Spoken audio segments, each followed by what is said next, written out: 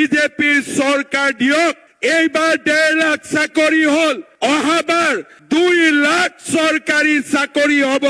এইবাৰ 1.5 লাখ বিঘা মাটি আমি এভিকশন কৰিছো, অহাবাৰ 5 লাখ বিঘা মাটি আমি এভিকশন কৰিম।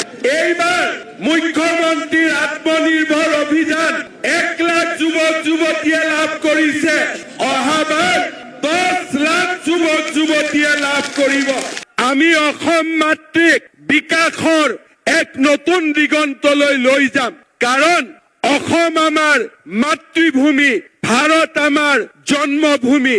আমাৰ ল'ৰা ছোৱালীয়ে অসমত ডাঙৰ হ'ব লাগিব। ব্ৰিটিছৰ পাছপৰ্ট ল'ব পৰা আমাৰ ল'ৰা ছোৱালীৰ শক্তি নাই। সেইকাৰণে আমি অসমৰ স্কুল বনাব লাগিব, অসমত কলেজ বনাব লাগিব, অসমত মেডিকেল কলেজ বনাব লাগিব, অসমত আমি ব্ৰহ্মপুত্ৰৰ ওপৰত দলং বনাব লাগিব, অসমৰ ল'ৰা ছোৱালীক আমি চাকৰি দিব লাগিব, আৰু অসমক ভাৰতৰ ভিতৰতে সৰ্বশ্ৰেষ্ঠ ৰাজ্য হিচাপে আমি নিৰ্মাণ কৰিব লাগিব।